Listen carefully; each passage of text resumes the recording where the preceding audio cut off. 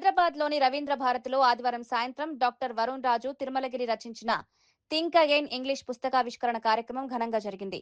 ఈ కార్యక్రమానికి Telugu university Telangana retired professor Gaurishankar, Tollywood నటుడు Pradeep Kodivarthi, senior mimicry artist Shri Srinivas, spiritual guru senior engineer Chandrashekar Modalik ముఖ్య అతిథులుగా హాజరై పుస్తకావిష్కరణ చేశారు.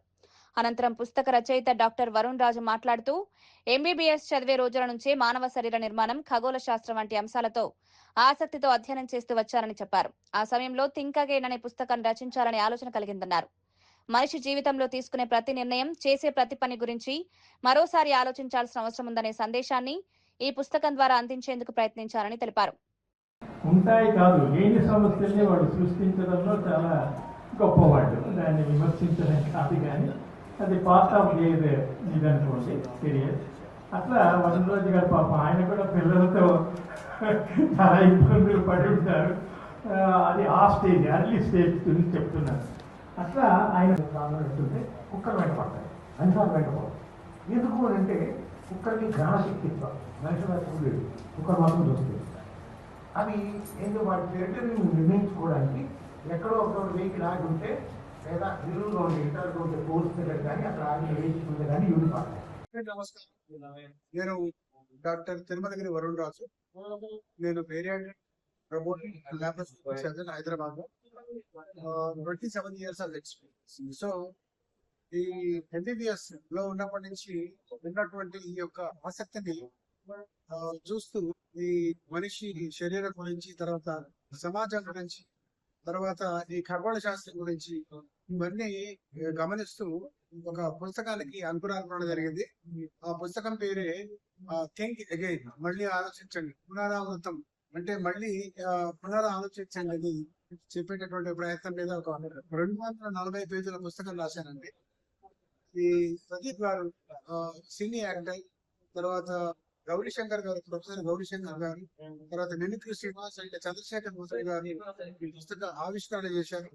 ఎంతో మంది అతిథులు వచ్చారు. తర్వాత ఈ పుస్తకానికి మెయిన్ గా ఏంటంటే ఒక గ్రామ పెద్ద, ఒక నవల టైప్ పుస్తకం. ఇది ఇంగ్లీష్ లో రాశాను. ఒక గ్రామ పెద్ద ప్రతిరోజు వాళ్ళ టౌన్ హాల్లో అంటే ఒక రచ్చబండలో ఒక్కొక్క అంశం గురించి, ఈ జీవం పుట్టుక గురించి, ఎంబ్రియాలజీ, మైక్రోబయాలజీ, అలా ఒక్కొక్క రోజు ఒక్కొక్క స్పెషలిస్ట్ తోటి ఈ యొక్క గ్రామ పెద్ద డిబేట్ పెడతాడు.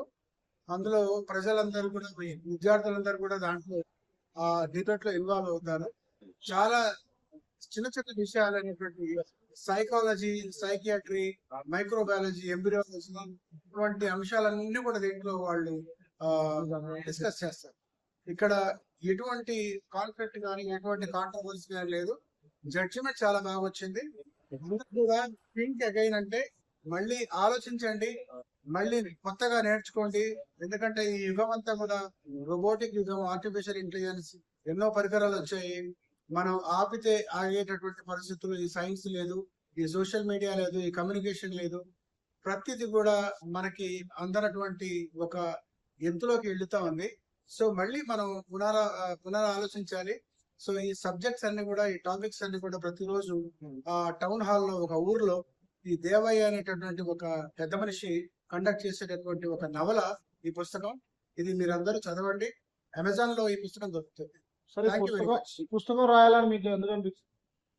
ఈ పుస్తకం అనేది ఒక జిజ్ఞాస. అంటే మన హ్యూమన్ బాడీలో మేము అనాటమీ చదివినప్పటి నుంచి, ఫిజియాలజీ చదివినప్పటి నుంచి, మెడికల్ కాలేజ్ లో ఉన్నప్పటి నుంచి గమనించేటటువంటి వాస్తవికత ఏదైతే ఉందో, ఇది ఊహించుకునేది కాదు. ఇది సర్జరీ అంటే మనం ఆపరేషన్ చేయాలి, ఒక పదార్థాన్ని ముట్టుకోవాలి అంటే ఒక లివర్, ప్యాంక్రియాస్ ఇవన్నీ మనం ఆపరేషన్ చేసినప్పుడు వాస్తవంగా ఉన్నదాన్ని మనం చూస్తాం. సో ఈ వాస్తవానికి నిజంగా జనాలు ఏ రకంగా ఆలోచిస్తున్నారు, ఏ రకంగా నమ్మకాన్ని వాళ్ళు చూస్తున్నారు, ఈ రెండింటి మధ్యలో ఉండే బ్యాలెన్స్ చేయాలన్నట్టుగా ఎప్పటి నుంచో ఉన్న ఆలోచన ఈ పుస్తకం రూపంలో బయటకు వచ్చింది. ఈ టైటిలే నచ్చింది నాకు. ఇంకా పుస్తకం చదవలేదు. Think again. ఏ పనికైనా సరే, అది మంచి అయినా చెడైనా ఏవైనా సరే, take a small pause, think again. మళ్ళీ ఆలోచించండి, ఇది అవసరమా? అవసరం అని రెండోసారి కూడా మనసు చెప్తే అడుగు ముందుకేయండి. అవసరం లేదు అని చెప్తే మళ్ళీ ఆలోచించండి, మీ నిర్ణయాన్ని మీరు తీసుకోండి. మంచి పుస్తకాన్ని రాసి ప్రపంచానికి మంచి జ్ఞానాన్ని అందజేసే వాళ్ళు ఈ రోజున చాలా తక్కువ మంది అయిపోయారు. కట్ అండ్ పేస్ట్ గాళ్ళు వచ్చేసారు, కాపీ పేస్ట్ గాళ్ళు వచ్చారు. ఎంత ఆశ్చర్యపోయానంటే పిహెచ్డి డాక్టరేట్ అనగానే మనం తీసేసి సొంతంగా రాసుకోవాలి. కొన్ని విద్యాలయాల్లో చదువుకున్నవాళ్ళు కాదు, చదువుకున్నవాళ్ళు కొందరు ఎత్తిపోతల పథకం అక్కడ ఉంటాట ఒక వ్యక్తి, అతనికి 50,000 ఇస్తే అతన్ని తీసేసి రాసిస్తారట. మనం వెంటనే వెళ్ళి సబ్మిట్ చేయాలట. ఇంకా దానికి ప్రపంచంలో నేను ఒక చిన్న చోటు చదివా, పండు కావాలి స్వామి అన్నట్టు ఒకడు, తినిమంటావానైనా నవ్వులిమ్మంటావానైనా నువ్వే నవ్వుతావా అని అడిగాడు పండును కూడా స్వామివారు. అట్లా ఉంది ప్రస్తుత పరిస్థితి. ఈ సమయంలో ఓ పుస్తకాన్ని రాయటం, 10 మందికి మంచి చేయాలనే ఉద్దేశం రావటం, ఆయన చేస్తున్న వృత్తి కాకుండా ప్రవృత్తి అయిన రచనా వ్యాసంగాన్ని కొనసాగించటం, రచయితలాగా తన మనసులో ఉన్న భావాల్ని 10 మందికి పంచటం అభినందనీయం. నాకు తెలియకుండా ఎక్కువ మాట్లాడితే క్షమించండి. పుస్తకాలు చదవండి, మంచి కార్యక్రమాలకి రండి. ఇక్కడ కేవలం 50 మంది మాత్రమే ఉంటారు. కింద ఏదైనా మంచి అసలు ఒక స్కూల్ ప్రోగ్రాంలో జరిగిన విషయం చెప్తాను మీకు. స్కూల్ ప్రోగ్రామ్, ఎల్కేజీ ప్రోగ్రామ్ సిద్దిపేటలో ఎక్కడో పిలిచారు నన్ను చీఫ్ గెస్ట్. వచ్చి ముందు కూర్చున్నాను. తర్వాతి పాట అని ఏదో మంచి పాట వస్తుంది అనుకున్నాను. ఫస్ట్ అమ్మ మాట వినకపోతే అని ఒక సౌండ్, వెంటనే పాట, దెబ్బలు పడతాయిరో నీకు దెబ్బలు పడతాయి. పిల్లలకి నాన్న మాట వినకపోతే మళ్ళీ పిల్లలకి ఎత్తుతున్నా, దెబ్బలు పడతాయిరో నీకు. ఇటువంటి ప్రయత్నాలు ఉన్న చోట వందలు వేల లక్షల మంది టికెట్లు దొరకని పరిస్థితి ఉంటుంది.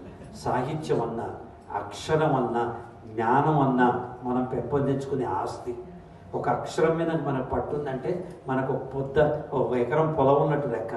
అటువంటి సాహిత్యాన్ని సుసంపన్నం చేస్తూ మాగాణి పొలంలాగా దున్నుతున్న వరుణ్ రాజు గారు లాంటి వాళ్ళకి ఒకసారి చప్పట్లు కొట్టి అభినందించండి. Sir, I will read this and send my video byte on this. I'm sorry I could not read it because of my travel. Thank you very much for